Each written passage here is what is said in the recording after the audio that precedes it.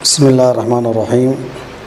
الحمد لله رب العالمين والصلاة والسلام على أشرف المرسلين نبينا محمد وعلى آله وأصحابه أجمعين. مما ما يقرر ما يقع يتكون كقومنا هذا الوفد كان ما يقومنا يتكون كقومنا من عضوين لبح حبن بارزين أو مقطع وأذل يقاني هما الله سوى عمر بن عاصي عبد الله بن أبي أمية أي هايين marka dadkii markay bixeen quraash go'aan bay gaadhay mana waaragteen hadda dawladahan maanta gaalada ah ee qodobada ay dejisteen markuu intii dad ay ka cararaan wadamo kale ay galaan wafti baa la diri waxa la ruux noocaas ah in la soo gacan galiya rabnaa hawl diblomaasi safaarto ka shaqeyso hal soo gacan galiyo arinkaas saxaaba lagu bilaabay marka waxa weeye markay dadkii bixeen quraash way fadhiistay maxaa sameynaa bali waxa la wafti aan dir rasmi ah oo najaash is yaqaanaan oo magac dheer oo qaaradaha laga yaqaano waftigaas waxana go'aan dhiibi kara go'aan soo qaadi kara dadka ku booriya mana waxa weeye inay dadkii dib loo soo celiyo oo loo soo gacan galiyo quraash meeka loo sii qaxyamay dib loogu soo gacantay ciidamo lagu soo daro soo gacan galiyo magaalada Maka keena ayay direen nimanka marka waftiga ay labada nin ah oo Amr ibn Aasi iyo Abdullah ibn Lawad markay soo islaameen labada nin waxa la leeyahay lacag badan iyo dahab badan iyo maqaar badan iyo adduun baa loo dhiibay waxa la yiri marka hore saraakiishiisa iyo wasiiradiisa dhan guri u taga marka hore hantida wax uga dhiiba u sheega markay najaash u tagaan inay ku booriyaan madaxweynahooda dadka in la soo gacan galiyo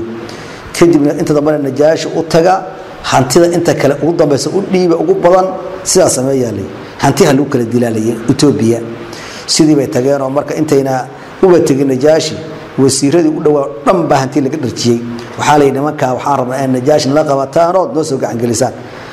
najaashi lacagtii loo dhiibay najaashi nin degan buu ahaan jiray madaxweynaha marka wuxuu sameeyeen waxay nimankanu waa niman anaga dhalay waa dhalin yaro nin wax kale ugumaha waa nin ahlu fawda waa nin ahlu bid'a waa niman aan waxa maanta islaam mujahid lagu sheegay waa niman yar yara waa niman aan diinta la soo niman diin aqoon waxba gareenin diin aan la aqoon horle ay hadda bilowdeen waa inta maanta lagu yiraahdo dadka muslimiinta ku dheen dadka noo soo gacan gali bali inta markay dheen wixii wasiiradoodii hore loo soo dilo goobta fadhiyeen madaxweyne anagana waa ku raacsanna dadka naga celi ahlu fawdada oo dadkooda ka soo caaray oo diin la cilbideen wasiirada najaash waxay ii suga nimanku soo ma joogan alla ii keenay waa la hadli waan warsan laakiin ay kaliya dhageyso yeeli maayo hantiina haysantiin horta nimankan ogaanaya haday saa sheeysa ay tahay waa idin seen hadayna sida ahayna adeer rayaalo isuga marka nimankii baa loo yeeray markii loo yeeray yaa hadlayaa leeyahay marka Ja'far ibn Abi Talib kamida Abu Talib wiil dhalay Ja'far yiraahdo oo ninkii qiyaadadii ku shahiiday dagaalkii Muuta kamid ahaa ayaa kamid ragan من الذي مركز سؤال وحي تأفرتن إلى الله منكم الذي مثل تولى كم مسؤول نقضي الرد إنه كتجوابه لوفد قريش إنه وركض ورديه وكتجوابه نكي أي مسلمين وحصارته يوها نيابة صو وكيلك على المسلمين كابوها من كام الذي مثل توليه وكم مسؤول نقضي الرد إنه رديه لوفد قريش نيابة صو وكيلك على المسلمين جعفر بن أبي طالب بن عبد المطلب مركو جعفر هاللي وحيري مركا وحوي وهبرك لما يستوي وحكيري مدحوين دغيسو انغو waxaana hayn biyo niman baqtiga cuna ayaan ahaan jiray wixii baqtiga cuna ayaan ahayn niman dhagaxa iyo geedaha ay ilaah u yihiin baan ahayn biyo niman waxaan ahayn biyo zinada aan kala xiisano oo ninkii meel adaba naagtiisa u damara ayaan ahayn biyo waxaan ahayn biyo dad qaraabo goyso oo nin xidhiya aan lahayn baan ahayn biyo waxaan ahayn biyo ninka xoog badan mid ku nool ninka tabartan xulis ku nool oo ka dhici jiray biyo kadib ilaahay wuxuu noo keenay inaan garanayno oo abtirkiisa aan garanayno noo keenay diin buu noo keenay biyo ninkaaso inaan ilaahay keligii caabudno oo runta ku dadaalo oo qaraabada xiriirino oo runta ku hadalno oo waxa weeye dadku ay simayeen ayuu noo sheegay ilaahay keligaan caabudno ninkii baan raacnay kadibna nimankan oo tiibay noo diidayin markuu sida u hadlay ماذا قال النجاشي محيي مركا لما سمع مركو دغيسay كلام جعفر بن طالب محيي قال وحو يري نينك نجاشي جعفر نيكاس دينته او كلام ka hisaabi hawa hayaabi akhri baan ku dhageysan suuratul kahfi billahi markuu intuu sii akhriyay meel dhax u marnahay uu iska ooyay Najaashi ragii oo dhan ee la joogayna wasiiradiisa baadiriye ahaayeen diintii tawreed baysaan kristaan baa waxba yaqaaneen ay dhamaan way ooyeen kulli labadii waftiga la soo dirsaday gaalas booyaan intii kordha wada ooyday markaas wuxuu yiri marka Najaashi baa hadlay marka maada qaal Najaashi wuxuu yiri lama sami'a kala jabnadaha aayada quraanka iyo warkiisii hore qaal wuxuu yiri Najaashi in hada kana akhriday iyo walladii diinkii jaa layid bihi diinta Ciisa nabi Ciisa layimid yakhruj waxa ka soo baxay mishkaata waahid hal god isku mid weeyaan diinkayga iyo diin ismid weeyaan in tariiqa ada dareera muslimiinta way dareera wallahi baan ku dhaartay la usallimuhum ilaykum abadan wallahi ubillah warta muslimiinta orad baxbi orad ka tagin labada nin buu la hadlo wuxuu yiri wallahi la usallimuhum ilaykum abadan wallahi inana wari idin dhiibayn idin muslimiin Soomaaliya wadanka sida dadka u dhashay ugu noolaaday saanka idin fiiriya waayahay markaas wuxuu yiri markii soo dareeray oo labada nin u hoogay intii ay ka qaateen wasiirada oo hadii ahaydna lagu soo celin intii Najaashi lagu soo celiyay oo wadooyinkii luqluq iyo darbiga taagan waxay dhaheen Amar bin Aas wuxuu yiri walla waa ku noqon bi ma quusanin intaan ku noqdo yaan ku diri doonaa bi wali war adag baan u sheegi doonaa Amar kana xawaa kan kala kan xarsadnaayo Abdullah ibn Rabi'a kan xarsadnaayo ibn Umayya kan xarsadnaayo wareed nigada dadka waan wada dhalanay wada aan qaraabanahay ehel baan nahay marka hore nin xaris baan baa wariga daabina ma karo iniga daa marka sida noqoto iniga daabi wallahi inaan deeynin bari waad ii raacisay waagu markuu bariyo iridu ku raacay Najaashi ana warkaaga waa aragnay isaan doo gashay niman karo nabi Ciisa aabudayso wicil buu aaminsan si yahuud kale dheh si yahuud aaminsan ha hal ugu yeedhay muslimiinta iyo barwaaqaysan baa Najaashi idin nimanka wala jooga way naxan aad u naxan waxba isbedelay aad u naxan warada waxba isbedelay Jaafar wuxuu yaani iiday hawsh iiday markii la yiri wariya nabi Ciisa maxad kale uu hadlo wuxuu yiri rasuulullah Abdullah wa rasuluhu wa kalimatu alqaha ila Maryam wa ruuh minhu afar taariikh wa atoon ilaahi nabi Ciisa wa rasuul ilaahi wa kalima ilaahi oo Maryam ku tuuray wa ruuxdi ilaahi kaasoo mar labaad ooyay ordabi waa sida nabi Ciisa wasaas labada nin meesha ka soo baxeen laakiin labada markii dambe islaameen labada oday markii dambe laba saxaabi noqdeen wali hogaamiyo waa garanaysaa ninka dambe Amar bin Aas kan iyo Abdullah mid kamida markii la yidii dawladii Uthman baa la hareeriyay oo la dilaya markuu ciidan badan soo kaxaystay dhaxal soo maray bawrka la gudoomo ku dhintay laakiin saraakiil ciidan bay labadaba ahaayeen oo ka dagaalama ana waxa weeye Iran ilaa waxa weeye Suuriya ilaa Sham ilaa Masar dadka dagaalamay saraakiisha waa weyn bay kamid labada markii dambe ماذا محا نستنتج كفائدنا من هذا الموقف قرآن كان محا كفائدنا موقف كان محا كفائدنا أي نما كان أيكون جوبين يضكن محا كفائدنا نستنتج وحا كفائدنا أن الحق غالب وأن الباطل زاهق وليجد وحوي حق يا باطل كل مدان حق باصنا باطل هو بابي عمر يا waxa ku dhacay Abdullah waa aragtaan iyo nimankii xabashada wasiirada iyo nimankii Quraysh way baabeen waxa mowqifkan waxaan ka faa'iideysanaynaa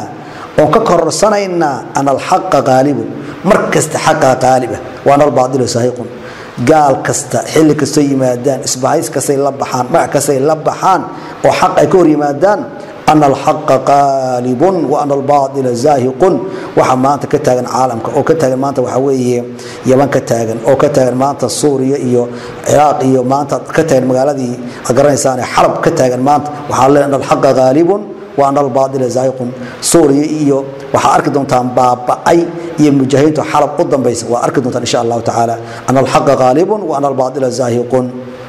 وأن تقوى الله إلهي والله عبصد أمبا صاب الخروج هلك الصاب اللي بيعكره من المآزق مشكلة يدبك اللي بيعكره وأن الإيمان إيمانك يغلب أساك كان هي النفاق والكفر منافق نما يقال مؤمن وهذا أرنكاسنا مستاق وحار وأرمين هي وافقا لقوله تعالى هذا الكلام لا يري ومن يتق الله يجعل له مخرجا الله يري سبحانه وتعالى مركز ما أزق يدبك مش على بيعكره معناه وحوي تقوى الله وهي إيمان إيا النفاق إيا كفر ما كدق اللمان إيمان كبارين دونا حق إيا باطل كل مدان حق بارين مؤمن إيا قاس كل مدان مؤمن كبارين هل آمن النجاشي بنبوة محمد صلى الله عليه وسلم نجاشي مرمي لي محمد نعم ها آمن ورمي بما الدين كي أردن جاءوا لي به دين محمد صلى الله عليه وسلم دين كي ونن عليه ورمي وصدق والنبي كان ورمي دين كي نبي محمد هو ذقاطي ورمي نكاسو قريش marka laba ay ku soo laabatay oo calaacalahay oo tabcaana oo dhahay waxa way waa khasaaray waa baabaanay nimankii waa ka ilayeen yaa soo laabtay marka quraysh maxay go'aan qaatay ma mowqif quraysh maxay go'aankeed muxuu noqday mowqifkay qaatay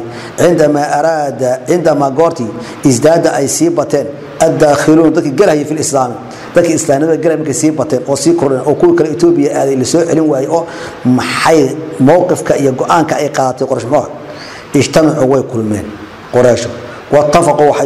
اتفاقين على مقاطعة بني هاشم وبني عبد المطلب إنه قويان بالكلية السجود عنقبتين قويان وكتبوا قرين تلك أرنك المقاطعة قوينت أنا في صحيفة ورقد قرين وعلقوها ورقد وحكى الله دين في جوف الكعبة كعبة عبرتن كذا كلا الله دين حق بار هذه اللي يبقى أيو كلين هو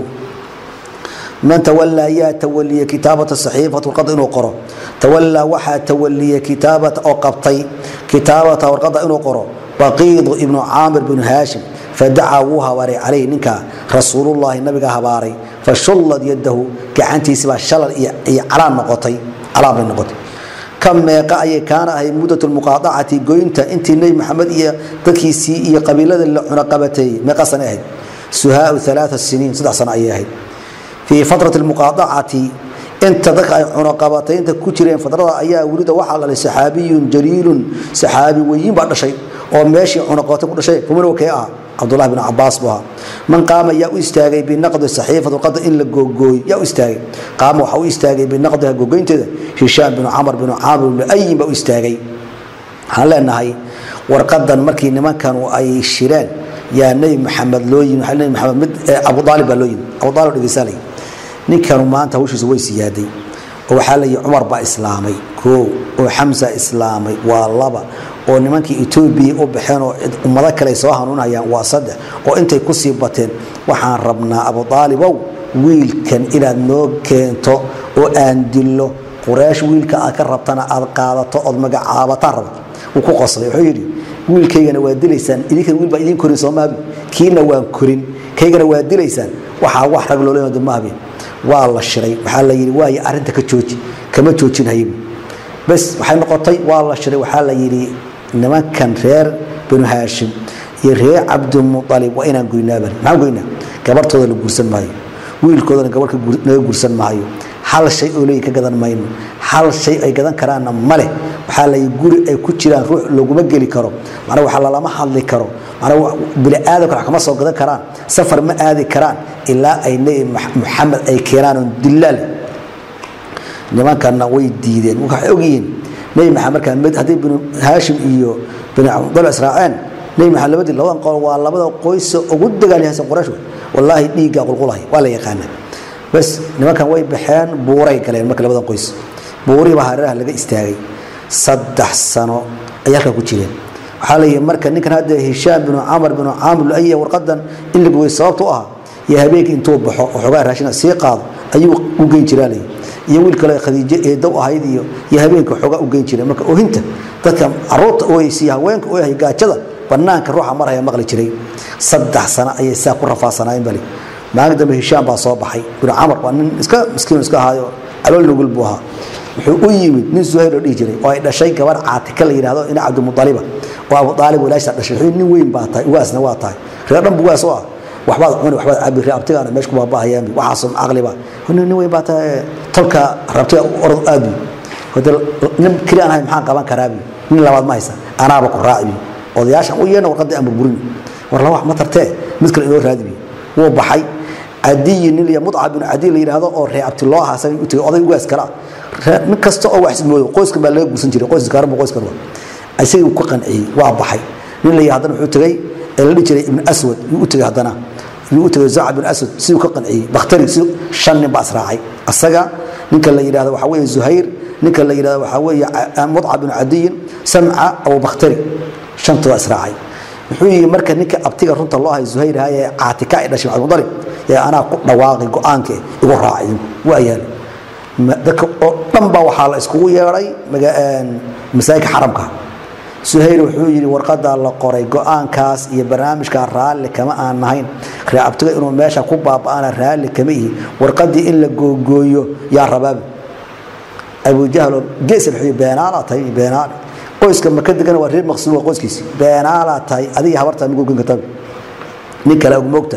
ku kala soo istaago wuxuu yiri waa Mud'ab bin Adiyo adaa ka been badan كذاب أكذب طيب